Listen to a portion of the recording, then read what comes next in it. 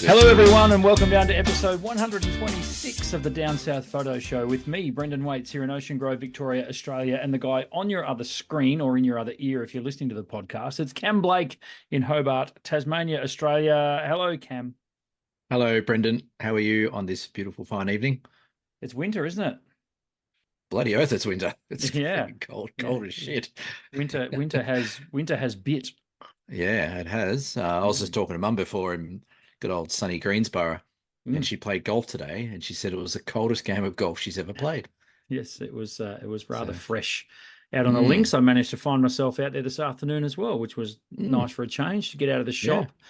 And instead of making rectangles, I made a few pars. I didn't make any birdies or anything, you know. That was that's okay. Yeah, it is cold, but it's good though. I don't mind the cold. You get different photo opportunities with frost and a bit of cloud and fog and stuff like that. From that point of view, it's always good for a change. Because we're a photo show. We are. Oh, that's right. And also, not a a golf beautiful segue into our winter photo comp, which is entering its last couple of days. So when this goes out, which is going to be on Friday, there will only be 2 days left of June for you to submit your photos via our Facebook page. And Cam, that's a good one. Cam tells me that there's plenty of juicy goodness in amongst that lot. So I've been away for a few days, as we'll probably talk about, but since I've come back, there's some interesting ones. So good. We like interesting. We like different. The theme is winter, so it's very, very broad. So get your thinking caps on and see what you can come up with. I'll give a shout out to one photo I've just come across. It looks like a nude man inside a refrigerator that's on fire. That's interesting. Not sure why that has to be winter for that to happen, but anyway, I don't know, but it's a good one. But there is some lovely shots. Real nice shots in there. So again, it's made it hard for us. I've decided as well. I've made a executive decision that the winner of the comp that wins our monthly comp gets to be the header page on a header photo on our Facebook page for a week. How's that sound? Well, if they're okay with that. Well, of course they will be. We'll ask them. What about the placeholder for the episode? Oh well, hey, it could be the thumbnail. Is that what you're talking about? Maybe. Just give him a car. Just give him a car. Done. Yeah. Fine. You know what I'm going way off track already, as we always do. We are not giving away a car on the channel. The other day I was at home and for some reason Pluck a Duck came up on my YouTube feed again, and my kids are like, "What the hell is that?" So I had to explain Pluck a Duck. Yes. God, it was funny. Anyway, we're not here. We're not Hey Saturday, but can I give a shout out early in the pod? Yeah, I saw there's a shout out. Is that who I think it's for? That is Jeff. Yes. So hello, Jeff, who popped down to Ocean Grove, picked up a canvas print today, and had lunch with me. You guys have a few lunch dates, don't you? It's good. Well, Jeff's only in Melbourne, Australia, so it's just should I be worried over yonder. If you want to, about what? Well, you and I used to have lunch dates a lot when I used to go down there. Now it's Jeff. It's a bit harder for you to pop over for a lunch date, my friend. That's true. Yeah, we didn't go to the chicken shop. Oh, you didn't? No. Shout out to Lola Cato's Sandwich Bar. Right. How is Jeff? Is he good?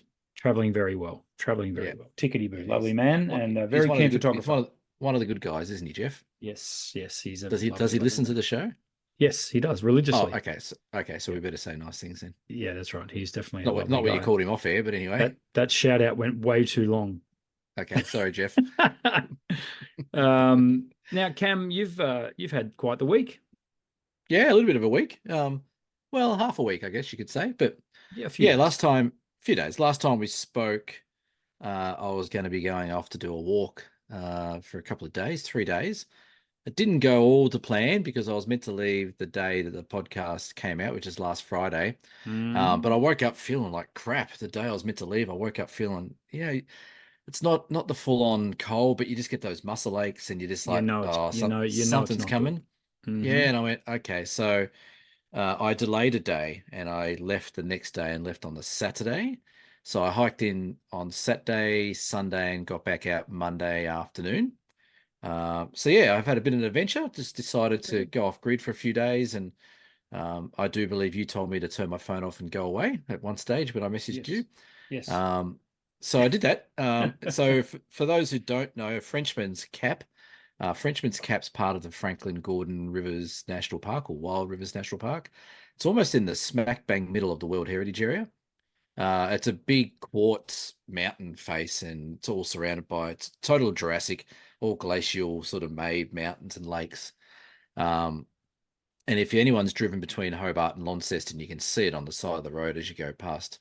If the cloud's not out, it's this big sort of big dome. It looks pretty cool. But I booked this with Tassie. There's a lot of things you got to book in now. Like the walks where you used to be able to just get on and go.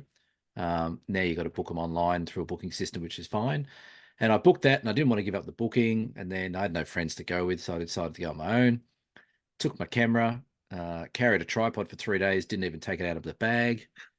Took three rolls of film. Took 3 rolls of film, and took. I got to the point I had my film camera because I wanted to take some film shots and my digital, and I got up to this big lookout, and I'm like, I've carried this bloody camera up here. I went through like a roll of Portra 160 just at one spot, just so I could say I'd actually wound something on 36 times and done it.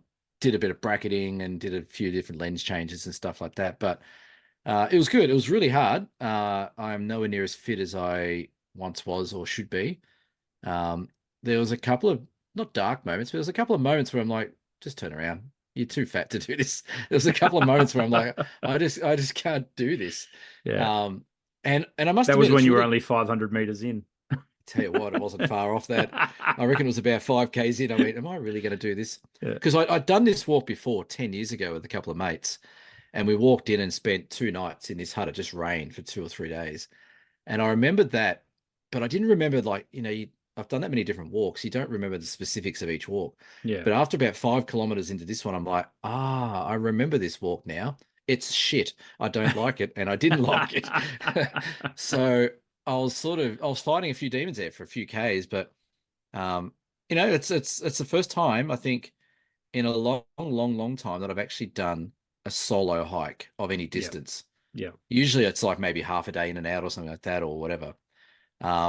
So it was good. Just me, myself, and I, and walking through this incredible wilderness. And I saw for the entire 3 days I was there, I saw 4 people. No, I saw 5 people, sorry, 2 couples and a single, and that was it. And had the place to myself. It was fantastic. Awesome. Nice. What's the accommodation like up there? It's not 5-star. It's probably more like a 1,000,000-star. So it's huts similar to the overland track, but more of the older huts. So it's not the newer, fancier ones. Yep. So it's funny when I was just trying to get online here, and I said my computer was being slow, and you said put some more coal in. Well, the first hut has a potbelly coal stove heater. Fantastic. With a bin of coal bricks out the back that we had to get going. But Parks and Wildlife and all their wisdom don't leave you any firelighters, paper, matches, or any dry kindling to get it going. So the first night I got into there was a couple there. Shout out to Graham and Astrid, who may tune into the show. They were talking about it. Hello, Graham and Astrid. They were traveling down from Queensland, and they were going to go hike the top of Frenchman's Cap. I walked in, it was 3 degrees outside, but it was 17 degrees in the hut. So they had the coal fire going when I got there.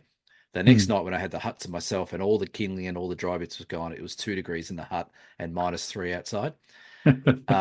So that was a bit shitty. But so the huts are good. Just bunks and a couple of tables, stainless steel tables that you can eat your meal on, with all those classic sort of camping platforms out the back. Yep. And they've got a new toilet block at Lake Vera, which is the first hut. The second hut, which is right down the bottom of Frenchman's Peak, I didn't go to that hut. I just stayed at the one hut and walked out the next day and did a half-day walk up to the Barren Pass and back. That is a newer hut. That's got heating and it's got a little bit more fancy bits going on there. No, luxury. Yeah. So, but one of the reasons I didn't go to that hut and one of the reasons I didn't walk to the top of the peak is there was just too much ice around. So a lot of reports from the couple of people I met on the way back, they said, look, we didn't get up the top. We had to stop halfway because of the ice. Even going around some of the side trips, it was just a bit icy and stuff like that. So I had a one little poo my pant moment on that classic duck board that we walk on, and with the chicken wire and stuff like that. And I kept saying to myself, okay, just stay on the chicken wire, we're all good. And then the chicken wire was there, but it was a bit shinier for some reason. It was like, and I thought maybe just it must have been a bit of water over the track. It was about that much that much of ice. Wow. And I've done the old like the Michael Jackson forward moonwalk for about a meter or two. And I'm like, whoa, that's ice, and sort of put me walking poles in and got myself some bearings. But apart from that, it was great fun, great walk. Got some really nice photos, I thought. Um, I think taking photos under that sort of pressure as such, like I guess being physically tired and being all on your own there, that's a different type of experience. Yeah. But it was good. I had fun. I made it out alive. Ankles That's are the main thing. sore. Every time I do a big hike, I get really bad issues with blisters under my toenails. Ooh, Ooh, not fun. So no, today's wouldn't have thought so. exercise was tune out now, folks, if you're weak of the stomach. But today's exercise was popping that blister under my toenail to relieve some pressure before the toenail decided to come off. Goodness me. Anyway, I hope you're enjoying your dinner, folks, on Yeah, Friday that's night. right. Yeah. Well, that's quite the adventure. That's good. But I admire that kind of stuff because I quite enjoy going out. I always try and take my photos on my own. Yeah. Obviously, unless I'm involved, with yourself on a workshop or something like that. But generally, I find the solitude to be quite gratifying. Isn't there something awesome about being in a forest or anywhere really, and all you hear is the click of the camera? That's really cool. That's One of the music for the soul, that stuff. It is absolutely. One of the best moments I had was walking around this Lake Vera to start the second day, climbing up this bloody massive hill. And the same thing, I was just walking along, and there's a couple of nice reflections in the lake and some nice golden light in the morning. And I heard this click next to me off the track, and I'm like, oh, what's that? And there was a little spotted quoll just sitting on Oh, this right. log. And he just looked Fantastic. at me, and I looked at him, and I went, oh. So I just stopped, and I slowly got my phone out and went to press record. Like, you press the camera thing a bit harder on the screen. Yep. Yep. So I didn't make any clicks. And I went to press record. And as I pressed record, he's gone, oh, okay. And it started taking off along this thing. So I got this video of him going through the forest for about, I don't know, 20 seconds of him skipping around and stuff. Yeah. That was really cool. And no one else in the world saw it. I was the only person to see that at that time. That's cool stuff. Yeah, no, that's what it's all about. Fantastic. Yeah. So is your background from your walk? No, it's not. It's because I couldn't get my background working because my computer's playing. All right, you do yours then. Oh, that's right. We've seen that background before. Maybe while you're doing yours, I'll try see if I can break mine. Here's a rural scene for you. I love this sort of stuff. So this was it was actually a little while ago up in the Mallee, fantastic part of the world in Victoria, and just headed out of my wife's hometown of Lake Boga, out the back blocks of Lake Boga. Just went for a drive and just wanted to try and find a rural scene, and found this awesome light falling on the big hay bales there. So never a dull moment out the back of Lake Boga. Nothing. What could possibly go wrong out the back of Lake Boga, Cam? I don't know. What could go wrong at the back of Lake Boga? Nothing. I do remember it was quite warm though.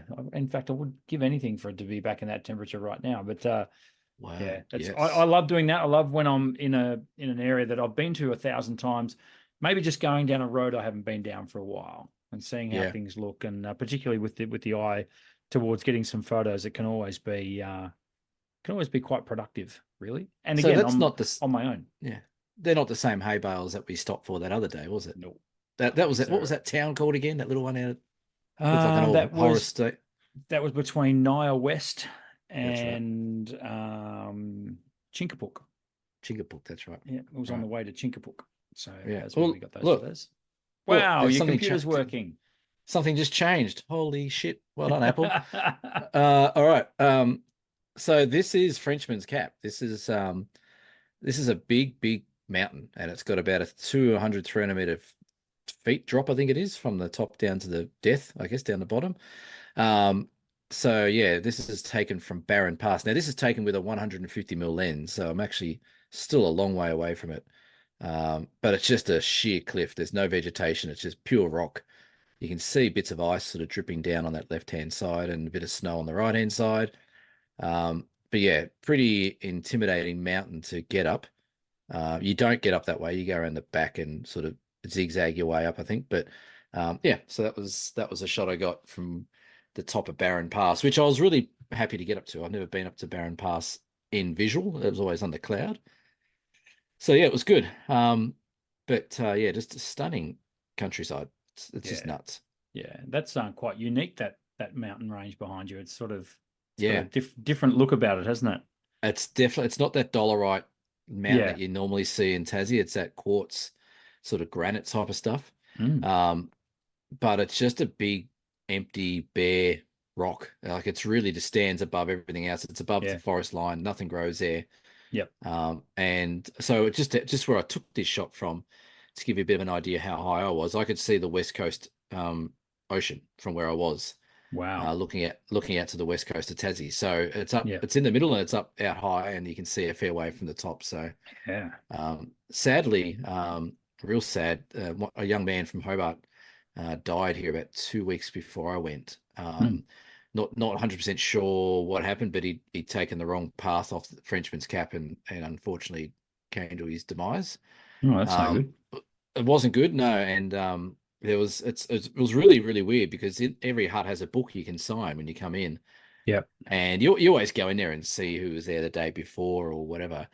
And there was a couple of stories in there, and as I was flicking back a few days, like this is like only a couple of weeks ago, there was an entry from a couple that was staying at Lake Vera who woke up at 2 o'clock in the morning because the SES rescue people came into that hut. They'd walked in that night on their way to go and help retrieve this young man.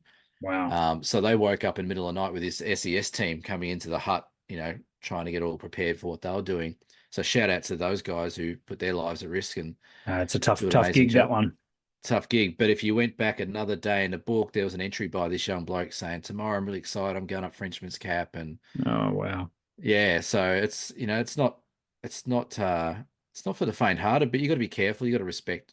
Like I said, I don't know exactly what's happened, but you got to respect the nature and the wilderness where you are. And sadly, something has terribly gone wrong there. And Yeah, that's no good at all. um, but a couple of days before that, or maybe in a couple of months before that, just to give you a little bit of lightheartedness on that, there was a group that went down the Franklin River. So you can actually walk to this peak from the Franklin River.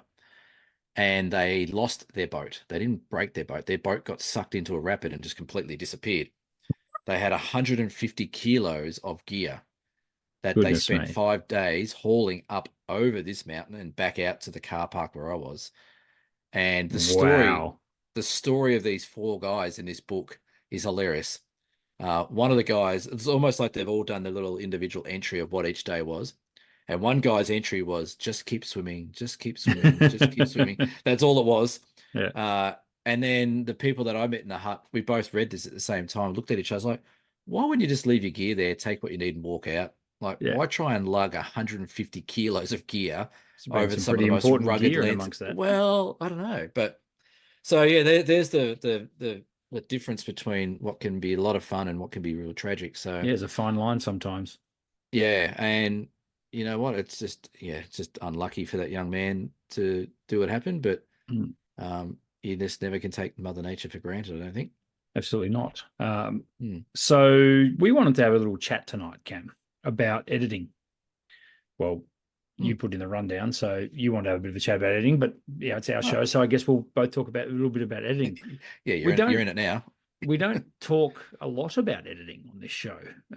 We're more about the actual act of taking the photo and stuff like that. So, I mean, we do quite often take the mickey out of people who over edit their photos, but rarely do we stop and talk about, well, how we edit or what you should be striving for when you edit. It's an interesting thing because taking the actual photo for me takes minutes. The editing process can take hours. So it's funny that we don't sort of talk about it as much as we probably should. In this day and age of digital and Photoshop and AI and things getting frankly out of control when it comes to AI, or when it comes to editing in general. So you've just had a few days out in the wilderness, as you just walked us through. You get back, you're sitting in front of your PC that needs coal shoveled into it to get it to turn over. Is there a process that you follow when you edit, or is it every image judged on its own merits? I mean, what do you have a style? Do you think? I think you and I and like I've known you for years, and I guess in the last few years we've become a bit closer with our photography as such because we're doing workshops and stuff together. But you and I are completely different Mm. photographers. Mm. We produce the same results, but we get there completely different ways, which I Yeah. think is one of the beauties of photography. And I don't think there's too many people that you come across that shoot the same as someone else. There's always someone that's a little bit different or has their own little style. So I did, yeah, I just did this walk, cut back. I had a few photos to go through. Um, but I can tell you now, I've edited about all those photos I sent you the other day, probably about Mm. 20 photos. Yeah, I had them 20, edited. 20 odd. I had them edited in about 30 minutes. Yep. And I didn't use presets or anything like that. So, but I like to, and I think it's important that we are having a good discussion about editing because I think how you edit can definitely create your own style, which I think is Yeah. important. But I think how you edit can also transpire back to how you shoot and, trying to be a bit more consistent with your shooting. Because I know in the early days when I was editing, I'd almost edit every photo differently. It'd start off as the same sort of raw file, but because I was shooting a bit all over the place in the field, every raw file would come in a bit different. So I'd be like, oh, I just need a bit more exposure there, or oh, I didn't expose for the highlights there. I have to play around with them more, or I underexposed too much. I've got to bring the shadows up. So what I have sort of done in the last 5 years or so, 10 years maybe, is I find that because of how I like to edit and how I don't like to spend hours editing images, that has sort of transformed into how I shoot, and I shoot very consistently. Yeah. So my settings are always very, very similar in regards to what I'm shooting. And it's just a tiny tweak of exposure value, give or take. And that's it. So when I bring my photos in, um, how I edit them are very similar. And I'm just really just editing for the light that caught my eye in each shot or, what I was looking for. And I think that's sort of important that people try to get to that point as quick as they can with their photography. Yeah. Um, but I think it's hard as well because we all did. I used to do it. You would have done it. We all follow different photographers and see different things that we like, and especially this day and age when there's a plethora of options to see photos on. You look at one photo and go, "Oh, that's a great shot by Brendan. Oh, it's quite warm, and he's done this and he's done that. Okay, I'm going to edit to that sort of style." But then you look at my photo, which is snowy and early morning cool. Oh, okay. Well, that looks cool, but I'll cool my photos down, and all of a sudden you get this sort of Mm. zigzag effect of how you edit. Um, do you find that you edit consistently, or do you find that every one of your shots you're sort of playing on its I merits like each to time? I like to think it's shot to shot on its merits, but subconsciously it probably creeps into a consistent style or a consistent way of editing. And to your point of when you're out in the field and shooting, I think you're right. I think I almost reverse engineer my photos now in Yeah, terms yeah, of I look at the I know what I'm capable of in the editing suite. So that actually helps me as a yeah, tool when I'm exposing a photo. Or I think what it also does is it allows me to focus, pardon the pun, a lot more heavily on composition, which yes. which is numero uno.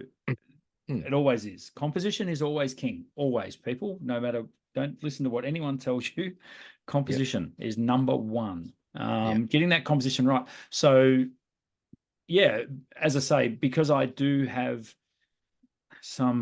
just enough skill in Photoshop to be dangerous.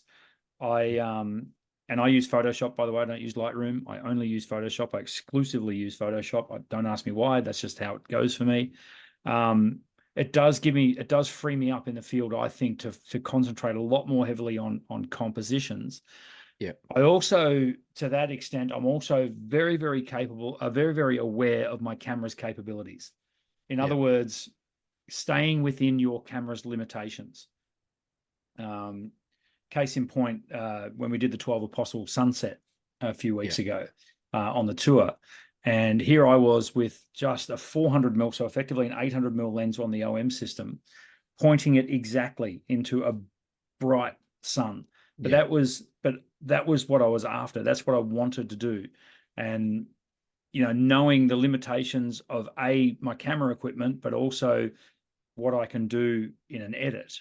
Now, as it turned out, that photo it was basically straight out of camera. It worked fine as it yep, was, but I keep that up my sleeve. The fact that I yep, know that I might be able to save some shadows. I might be able to save some highlights, knowing not to clip highlights. And occasionally on the Down South Photo Show, Cameron and I will throw out terminology, probably not appreciating where our audience might be at. So when I say clip the highlights, Cameron, I just want to explain that. Well, I was going to get you to go back a step further than that and clip and discuss when you said camera's limitations. So that I think that ties in with your clipping of a highlight. So yeah. So camera's limitations generally for me at the moment, it's all about dynamic range. So how many stops of dynamic range I can play with and play within that. And that goes for photography from when photography was invented till now. Because if you throw your mind back to that wonderful interview we did with Ben Horn, and he talked about the stops of dynamic range he has to play with his film. And was it like 2 stops, maybe 3 that he had to play with? Slide film is 5 stops of dynamic range. Yeah. I seem to remember at one point he said some film he was shooting with that had 3 stops that he could play with. If it's expired film or something like that, I think he said that. Which is ridiculous.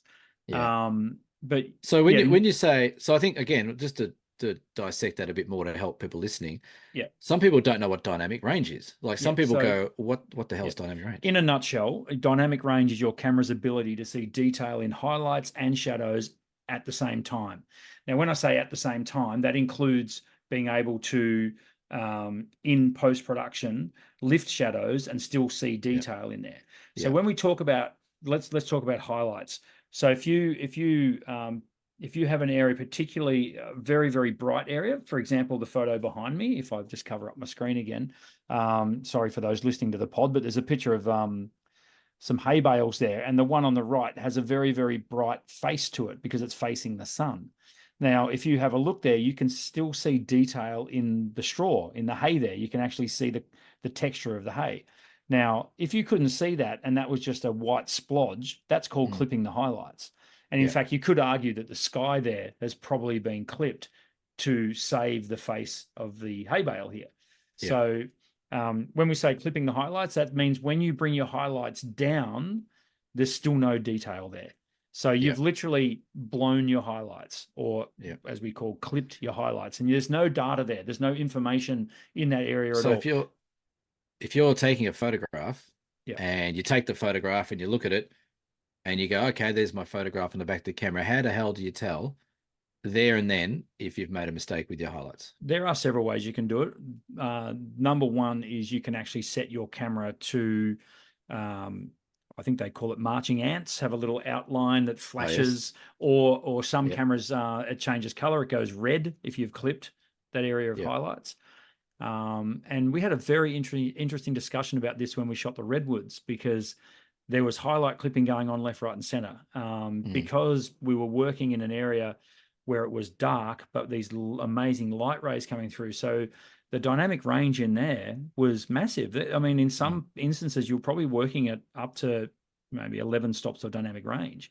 So you had to be careful. You had to be choosy on what do I want to expose for here, the highlights or the shadows.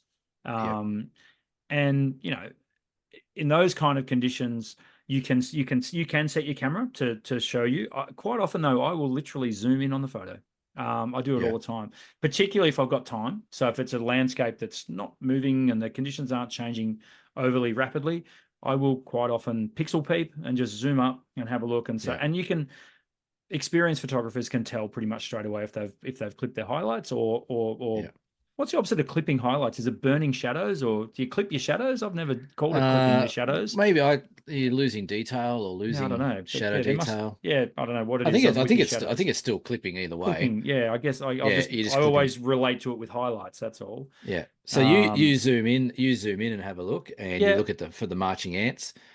Something else that's really important that we do discuss a lot is that histogram. On the back of our camera.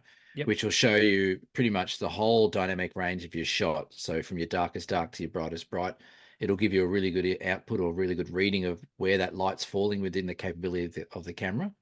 So that's really important. But when you were saying about your little hay barrel there, like sometimes, you know, you're happy to sort of a classic example would be Peter Dombrowskis. He had a lot of shots where his highlights were clipped because he was working with such a small dynamic range of the medium of film he was using. Yeah. He had to sort of sacrifice something. So he was sacrificing sky because the foreground and everything in that middle ground was so important with the detail of shadows and all that kind of stuff. So when you're shooting, do you keep that in mind as well? Do you look at that hay barrel and go, well, not the hero of the shot, but the shot that's got a lot of interest in this bit is that bit of hay? And in this case, it is the sky that's been blown out in order to maintain detail in the paddock and also on the hay bale there. So, and I hear what you're saying with Peter Dombrowskis's work because quite often I will look at some of his shots and in the back of your mind, it's like, well, that's overexposed, that part of the photo. That's right. I never say that. I always look at it and go, how much would he have loved what we can do now? Yeah. Well, this is the thing. We are living in a world now where, we've gone from guys who, even Ken Duncan, who's still chopping around doing photos. Like he was working in negative film and slide film for years. These guys who, are in their later years of photography, really need to be applauded for how good they really are, because the shots they were creating on a medium that's, a third of what we've got in capability, like some of the photos that you see out of those guys are still from the 60s and 70s or whatever, are still better than what you see today of the same location. So and we really don't have an excuse not to be good. The reason for that, Cam, is that when they were out taking photos, they were doing the math the whole time. Yes, that's right. The whole time. And we don't need to anymore. We're quite lucky in that we don't need to, but should we? Probably, but it would probably make us a better photographer, I suppose. But because we get instant feedback now, that's with digital. That's the big plus. So it's funny. Can I just touch on histograms for a second? Yeah. I must confess, I don't use the histogram anywhere near as much as I probably should. I am a much more of an eyeballer of the actual image itself. Sometimes I find the histogram a little bit distracting. Okay. If I'm constantly trying to get the exposure exactly right within the histogram, I'm not focused enough on the composition. So it can sometimes be okay if I'm tripod mounted and I'm not moving around too much. I've got my comp. I know what I'm shooting. Then I can use the histogram just to make 100% sure. But even then, 9 times out of 10, I'm just, as I say, I'm taking the photo, I'm eyeballing it, I'm looking, because we had this issue when we were shooting the redwoods with a few people. I don't know if I brought this up on the channel already or not. I think I did, but they had the preview screen and it was showing the highlighted area that was overexposed and it was showing it in red. Now, if you had 100% of your image, it looked like maybe 6 or 7% of the image was overexposed because it had that red highlight thing. And the person I was shooting with said, "Oh, I better delete that. It's not exposed correctly." And I said, "Don't you dare delete that entire image for the sake of 6 or 7% of it being overexposed." Because overall they loved the image, but they then went ahead and brought the exposure down, which changed the look and feel of the image in order just to get 6 or 7% back in correct exposure. So I found that a really interesting take on I think correct exposure. I think that comes back to maybe it's a bit of miseducation out there about that histogram, and I think you're right. Like a lot of people don't either use the histogram because they don't understand it, or they don't use it because they're like, well, I just like the look of the image I got, I'm happy to go with it. But I think what gets a bit misconstrued is that people go, well, I can't have anything clipping. If anything's clipping, then when I take it into my editing suite and there's a blinky bit on my screen, that whole photo is ruined. Well, no, it's not. And I think a valuable thing to think about for your editing, because we're sort of still talking about editing, but when you're out shooting, that's right. That's what this is all about. We're talking about editing. when you're talking about shooting, to make your editing all that easier, one of the major things I've learned over the years is just to make sure my exposure is exposing for the light that catches my eye. So your shot, it's a little bit of light on a hay barrel. My shot, it's the light on top of the mountain here, which had snow on it. And when I looked at my histogram after this shot, that little slip of snow was blinking. I'm like, there's no detail in that anyway. It's white. Right. It's getting hit by direct sunlight. But I want to make sure the rest of it's okay. if you spend all that time in your camera trying to get those clippings under control and, really just thinking that the histogram has to be perfect, well, that's probably not right either. You need to make sure that exposure for the light, like you said in the redwoods, you want that light coming through the trees. That's what we wanted. We want to be able to see a little bit of that sort of atmosphere in the light. That's all you really need to worry about with your exposure. So when you then come into edit, you straight away go, well, I expose for that light, or I expose for the light on your hay barrel, or I expose for the light in the redwoods. And that's then what I edit to. I edit to that light. And a lot of the other stuff is still consistent. My contrast is consistent. My texture, dehaze, clarity, vignetting, all that kind of stuff is consistent through all my shots. It's purely just exposing then or reproducing that exposed light for the light that caught my eye in the scene. Yeah. If you have really made a big mistake, for example, this mountain here, if I take it into Lightroom, I'm a Lightroomer. If I bring that in and the whole face of the mountain's blowing out and all that sky's all clipping and stuff like that, then I've made a mistake at the time. I haven't exposed for the light that's caught my eyes. I've let the camera do something it wants to do. So it's real important that when you are shooting, especially landscapes, that you expose in camera for the light you see to make your editing a lot easier to edit for that light you saw. Yeah, if that makes sense. And generally, it makes perfect sense. And generally, I've heard you say this many times, expose for the light that you see. And when you say that, what you're actually saying is expose for the light that is lighting the hero in your scene. I mean, that's right. Yeah, the hero light. Yeah, that's right. And because normally in a scene, go back to this one, it's obviously the hay bales are the heroes of the scene. So I immediately don't just focus the camera on that. I also set the exposure for that because that is the hero part of my composition. So it's not just exposing for the light you see, which is accurate. It's also by default that makes the main subject in your composition correctly exposed, or not even correctly exposed how you want to expose it is probably that's right. And I think that's another great point you bring up is that, like, when you first start out with people on workshops and when you first yourself take up photography, all you want to do is get that needle in the middle of the exposure because that's perfect exposure. Well, it's not. No. That's what the camera is saying is the average exposure for that whole scene. For the scene. The camera doesn't see that amazing bit of light on the hay barrel or on the mountain or wherever you're shooting. The camera's got no idea that that's the hero of your shot. That's why you need to tell your camera to do a bit of that and adjust it accordingly. And that, I think, steps into making your editing a truckload easier because you're not trying to polish a turd off the get-go. You've already got a really good file to work with where the light that's caught your eye, the hero light, is exposed correctly.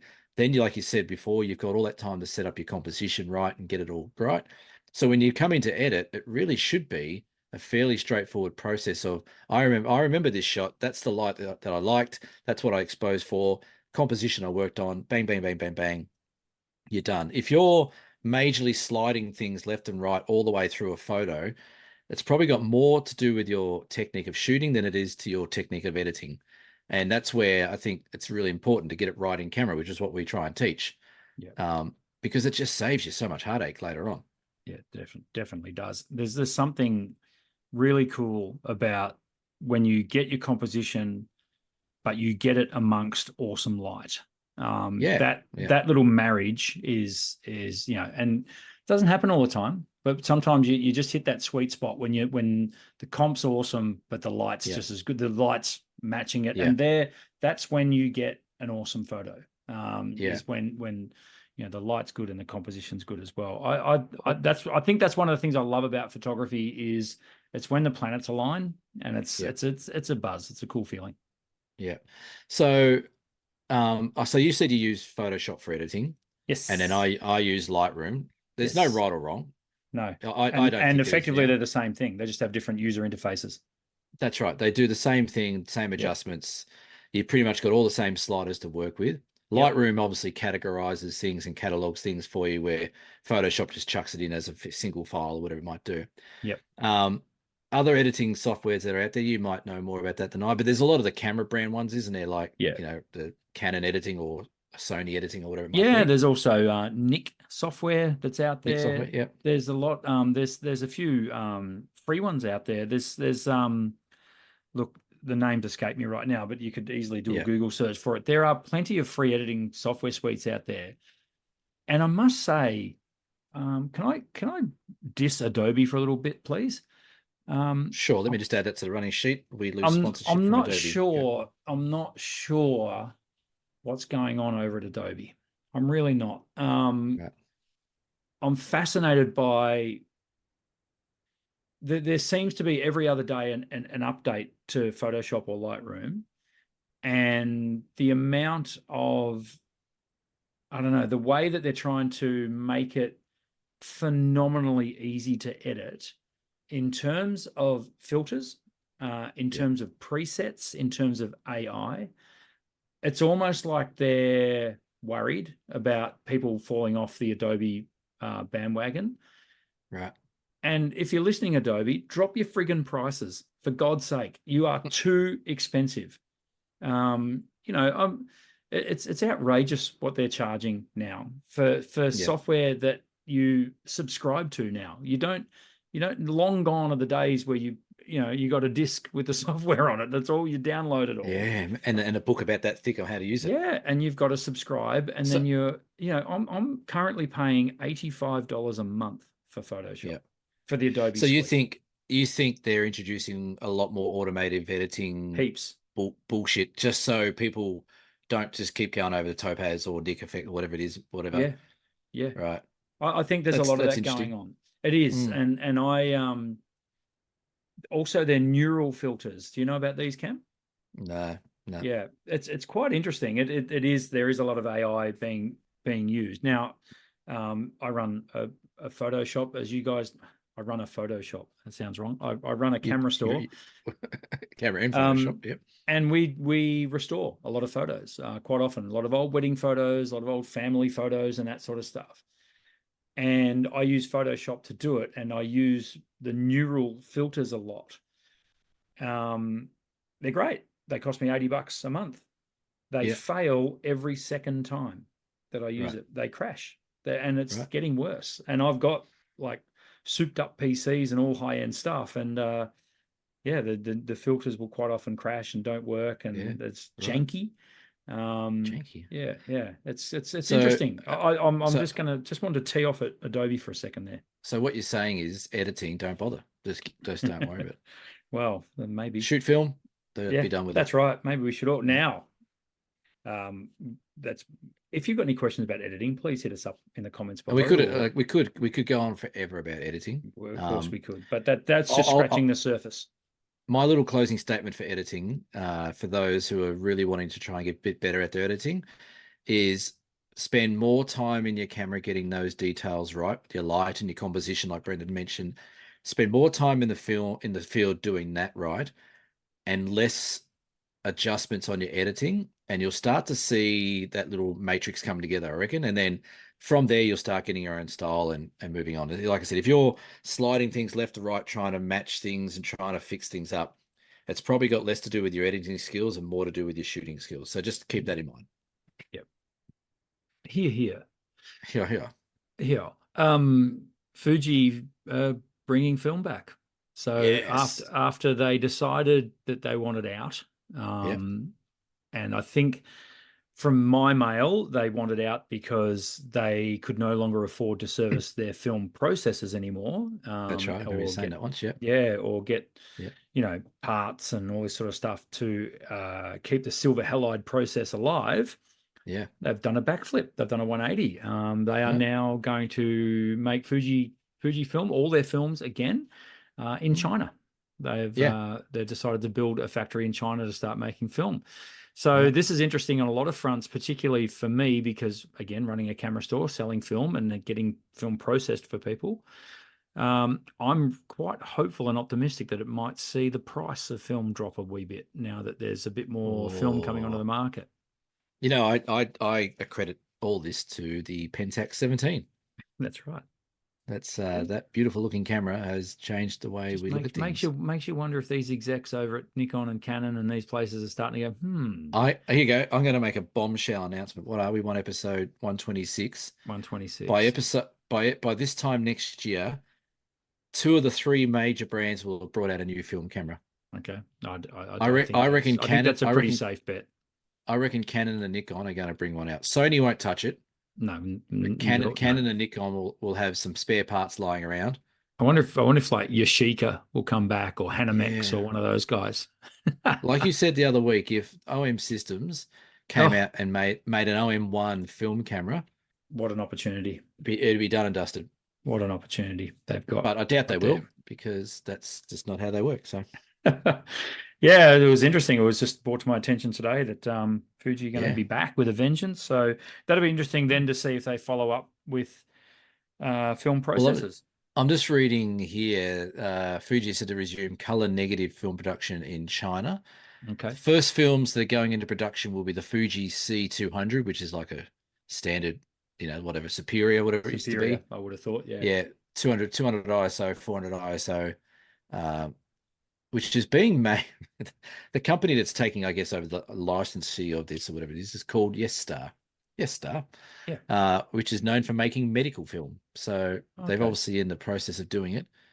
So they've struck a deal with Fuji basically to, all right, so this probably is not as good as it first sounded, because I would have hoped that at some point we get, Velvia coming back and, Sensia and all these lovely Fuji Chrome, that sort of stuff. So it's probably not going to happen down that path, but we'll see. I think the day that things go back to where they should be in photography is the day they make Kodachrome again. Mm-hmm. So if they make Kodachrome again, we would have done a full 360 and come back to where we started from, I reckon. It'll be interesting. There's clearly a market for it, and these companies now know that. And it's only taken them 10 years to turn a look in their rearview mirror and go, oh, hang on a minute, people still dig film.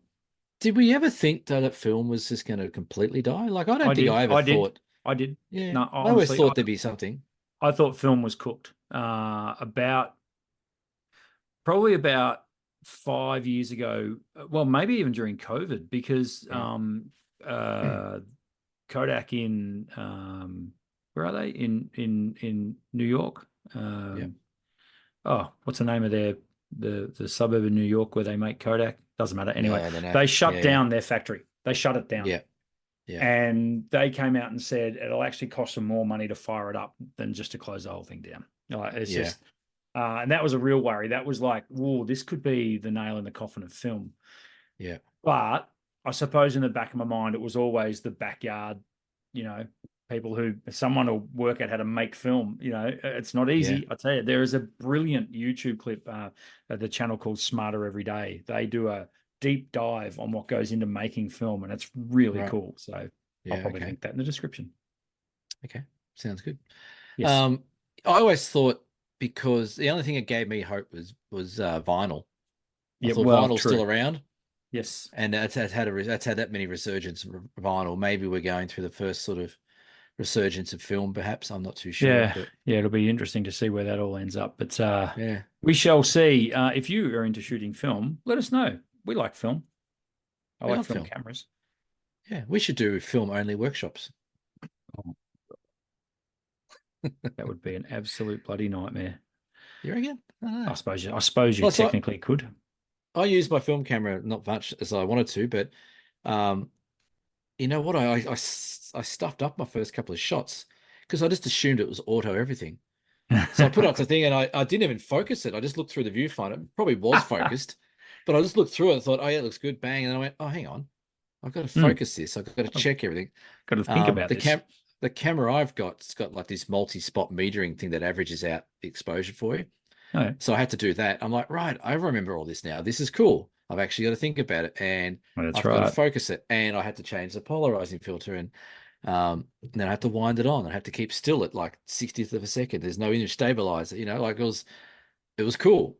So, yeah. There is a part of me as well that I love it when we get, a late teenage kid come in and they're like, hey, I found this camera at the local op shop. I don't know what to do with it. And then I show them and give them a very, very quick brief history on film and tell them what it's all about and how it works and how to load the camera and what you can and can't do with film and all this sort of stuff. They love it. Most people like the tactile nature of film. It's tactile. That's what it is. Yeah. No, it's very cool. I'm into it. I just wish it was cheaper, but it's not. Never mind. Cam, beer donations for this week. Oh yeah, okay. We've got people have come back from the dead. We're here. Hey, shout out to Mel, who gave us a shout out. He wrote us a nice email about his shout out. The little shout out. Hey, man. We haven't done a shout out to Chelsea. Apparently, we don't shout out to her enough anymore. Jeez. Can we say shout out again? A shout out. She's high maintenance, Chelsea, with the shout outs. If I don't give her one now, I'm going to get a shout out, I reckon. Yes. We had Mel and Jenny C are back on the block. So thank you. Thanks, Jen. Thanks, Mel. We'll get into that. Yeah. Appreciate it. But we haven't had a dear cam for a while, so I don't know what's going on there. That's right. Maybe we're just too concise, and we answer everyone's questions for them. Maybe we just need to scrap it. Just come up with another one. That's right. And I'm still going through the feedback that we received when I posed the question of whether we should make changes around here. So thank you very much for that. Right. Some of them will be implemented. Some of them might have already been, very subtly, but there you go. Are you going to tell me what those changes are, or are you just going to run with them? What do you care? What do I need to know for? Now, Cam, you're hitting the road again next week. Is that, no, you're having this week off, the week we're in now? Yeah, so, what are we? We're Wednesday today. Obviously comes out Friday. Yeah. All this week off to let my feet recover. They're a bit bloody sore. A bit tender. How old are you? You're 51? Yes. 51. Sorry to put it out there. I'm 45. That's fine. I think it's common knowledge that I'm 51. Yeah, it's so. I was talking to 5-star Dan today, and his wife just turned 40. And she's like, I still feel pretty good, Cam, for 40. And Dan's like, you're 40. The switch goes on. Everything hurts. And it wasn't until the other day walking. Then I went, geez, my ankles are knackered anyway, but geez, they're really sore at the moment. And then I almost did my knee. And I'm like, God, that's going to come back and bite me in the ass later on in the week. So this week is purely just trying to stay wrapped up in cotton wool and not do an injury or do anything stupid or get myself ready. But yeah, next week I'm on the boat next Wednesday night, so we might have to record early next week. And I am then into Geelong, into a car, into Adelaide, into Flinders Ranges. This trip's going to be a bit of a different one. I've got 2 family members joining me. Okay. So father and brother have decided they want to come and check the Flinders Ranges out. Yep. So they're going to hang around for a few days while we're up there running a workshop and say g'day. Fantastic. Hopefully they behave themselves. Hopefully Noel doesn't get on the piss too much and make a fool of me. Noel wouldn't do that to you. I'm sure he wouldn't. So that's what I got going on. It's actually your brother I'm more worried about, but anyway. Yeah. Well, put them together. Unbelievable. Yeah. What about yourself? What have you got coming up? Well, we're about to enter a wonderful time of the year called school holidays. So believe it or not, I'm one of these parents that love having the kids around. So it's good. We get to hang out with the kids for a couple of weeks. So that'll be good.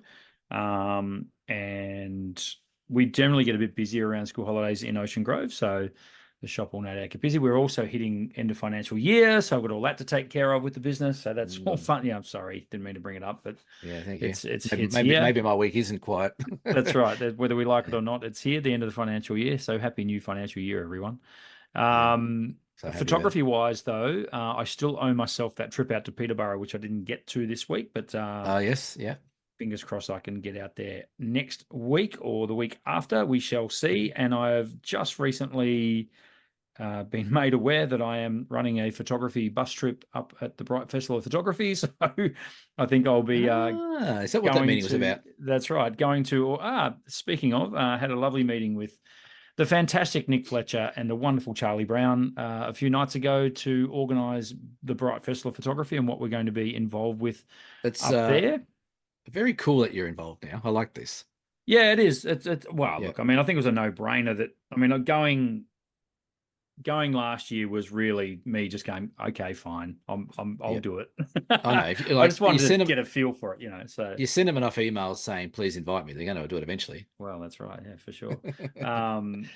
So that's going to be exciting because for many reasons, not least of which is I get to be involved with the festival, but also I get to shoot in an area that I don't get to shoot in enough. And the high country of Victoria is goddamn underrated. It's such a beautiful part of the world. I think that's another workshop we should do. Yeah. So once we've done maybe add it to the list. Once we've done maybe the Murray Mallee this year. Yeah, maybe we'll switch it out to the high country. Rotate out to the high country. We'll do the Great Ocean Road. We'll rotate it into something else, and the Grampians. The Grampians, yeah. So the high country is cool. It's a cool spot. Yeah, it's fantastic, and it's big. There's a lot to see up there. So, sometime in the next month, I'll be heading up there to check out what we're going to be doing for the festival. So that'll be cool. So you're driving a bus? No, you're just in the bus. We're in the bus, yeah. So it's going to be. I don't know how much I can say yet because not a lot's finalized. But I'm sure Nick won't mind. He loves surprises and leaks and stuff like that. Yeah. No, it'll be. Everyone will see. Anyone who's going to the Bright Festival of Photography, and if you haven't already got your tickets, head over to their website and get a ticket. Jump on board and come and say good day. That'll be cool. Yeah. Cam will be there. I'll be there. I'm looking forward to it. That's not until October. I think it's the second weekend in October. So 11 to 13. 11, 12, and 13 of October. That is correct. So what we haven't mentioned though, quickly as we wrap up this show, which is not my job but yours, but we have some workshops you and I are running. We've just released some single day workshops in January. Correct. So for those who have listened this far, we're doing our little Bellarine Peninsula, Point Lonsdale, Ocean Grove. This is the most fun you'll have in an afternoon or a day of a workshop. We love doing this one. We'll even supply the big elephant seal if you like. Yeah, that's right. Turning the clock back. January 17 and January 18, single day ones. So I think we started them at 2 o'clock till sunset. And it's daylight savings. So we started just after lunch and we push it right through till sunset, which at that time of year we're normally out until about 9 o'clock. So it's quite cool. It's a big day and it's good fun. We get to go to my backyard, all the awesome locations on the Bellarine. We will take you there. It's self-drive, so you will meet us there. And we'll teach you how to shoot it, I guess. So we've got 10 spots each on those workshops. They're already selling. So jump over to dsps.com.au. Oh, look at him go. Look at me. Maybe that's the change in the show. Maybe I'm the new host. That's right. Oh. As my head wobbles off the screen. So check them out. And then we've also got the Murray Mallee workshop in March, which we'd love to get some people to come along with because that's that's an awesome part of the world to go practice your shooting and editing. Yes, and that is already selling. We've had a place or two filled up on that one already, so that's good. Yep. And then back down to Tassie in May for the East Coast Bay of Fires. That's a cool trip as well. So they're all on the website. There's a few more as well. Great Ocean Road, Tarkine. You name it, they're there. So get on board pretty much.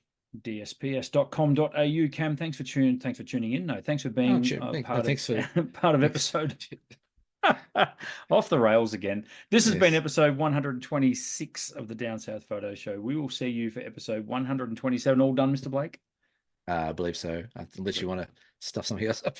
We will see you for episode 127 next week. Bye for now. Bye-bye.